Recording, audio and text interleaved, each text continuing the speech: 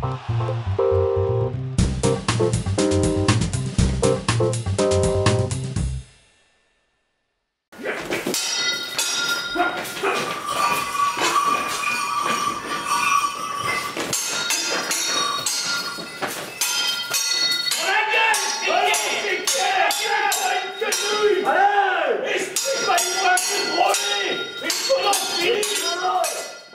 début, c'est d'une banalité extraordinaire. Simplement, deux hommes se rencontrent, deux hommes passionnés par les mêmes choses, ou à peu près. Un part plus vers le militia templis, l'autre plus orienté vers le sud de la France, et donc la thématique catharos. Et puis, du mélange de ces deux données, la mayonnaise va prendre. Et on va créer ce qui est aujourd'hui les Fédites. Là-dessus, on a cette chance, que je considère comme assez extraordinaire, de croiser d'autres personnes qui ont également des envies. On met cela en commun. Et résultat, aujourd'hui, on est à la Tour du Griffon, à Figeac, où là, on est dans un lieu magnifique, où on peut exprimer ce qu'on a envie d'être à travers nos ateliers, à travers nos démonstrations. Donc après, aussi, comme vous voyez, c'est pas travaillé comme les ouïes de violon, c'est vraiment rustique, donc c'est pour ça que ça résonne beaucoup en fait. Ah d'accord.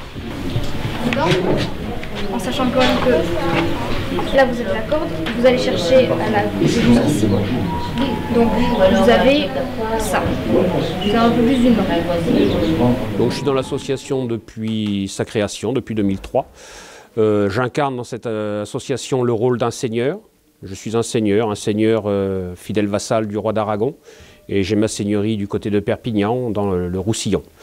Je suis aussi le maître de la monnaie, à savoir que c'est moi qui suis le détenteur du trésor des Fédits d'Occitanie. Entre autres, je fais le change de différentes monnaies et j'explique à qui veut l'entendre le pouvoir et la signification et le savoir de toutes les monnaies qui circulent au tournant du XIIe et du XIIIe siècle dans ce qui est la France de mon temps. Sachez qu'un seigneur fait largesse. Il y va de sa réputation.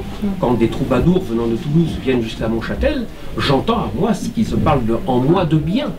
Donc, mieux je les régale, mieux je les nourris, mieux je les paie, plus ils diront de bonnes choses sur moi. Et l'on dira, le seigneur de Séquières est grandement connu. On va chanter mes louanges. Pour les ateliers, il y a avant tout un atelier monétaire, de frappe de monnaie, mais pas que. Il y a aussi toute l'économie géo-féodale de l'époque du XIIIe siècle, un peu avant, un peu après, parce qu'on ne peut pas parler de monnaie simplement que sur un siècle, c'est un peu court, un peu réducteur.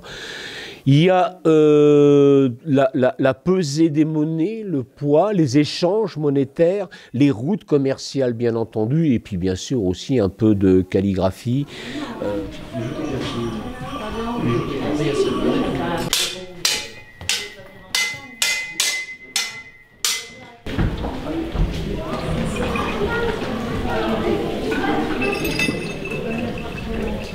Et en quelques mots, comme ça, rapidement, c'est pour dire que je vous présente Caboche, ma marotte. Pas très historique non plus, mais pour moi, elle symbolise un peu ce qu'était le Fou du Roi, qui était quand même... Il a fait partie de ce qu'a donné le théâtre maintenant. La marotte, à l'époque, c'était une vessie de porc gonflée avec des cailloux dedans pour singer la pierre de folie qu'on pensait avoir dans la tête. Ouais, Dieu, faut se plaigner, hein. Le bonnet d'âne, parce que ce sont oreilles d'âne. C'était la caricature de la mitre de l'évêque ou de l'âne de la crèche, ou de l'âne qu'a porté Jésus. L'épée de bois, c'est pour se moquer de l'armée et des soldats. Et la monnaie de plomb pour se moquer des commerçants. Et donc vous aviez le pouvoir spirituel, le pouvoir temporel, l'armée, le commerce, les 4 piliers de toute société. Et au centre, l'homme. Ensuite, on a un atelier d'archerie. Là aussi, on ne va pas s'arrêter simplement à une volée de flèches. Cet atelier d'archerie va vous présenter plusieurs types d'arcs. On est sur à peu près 2 types d'arcs principaux. Les arbalètes, bien entendu, les flèches qui vont avec, les enferrons qui vont avec, car on ne peut pas parler d'une arme, évidemment, sans parler de la munition. À l'identique pour les arbalètes, les balistes, les grosses arbalètes des remparts. Et puis, bien sûr, ça ne peut être complet si on ne parle pas de la chirurgie, de l'extraction des enferrons selon la méthode d'Albukazis, qui était de Cordoue.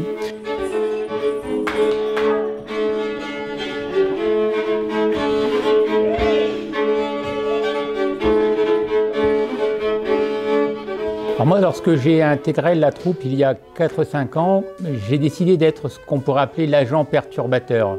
J'étais dans une troupe qui, pour l'essentiel, promulguait les fédis, c'est-à-dire l'hérésie, l'anti-orthodoxie, tout ce qui allait contre l'Église.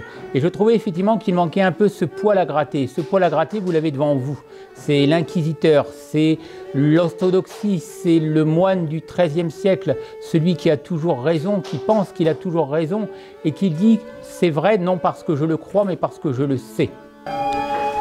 Le personnage en lui-même est assez ambigu.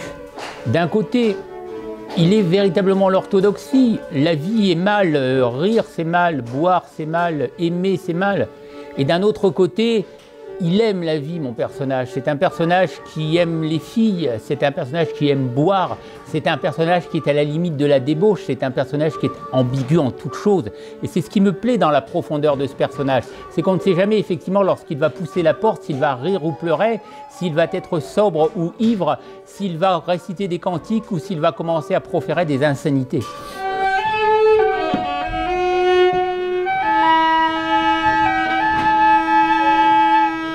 Les temps féodaux, c'est à la fois beaucoup de contraintes à subir des puissants de ce temps, et puis aussi quelquefois des opportunités de s'extraire d'une vilaine condition.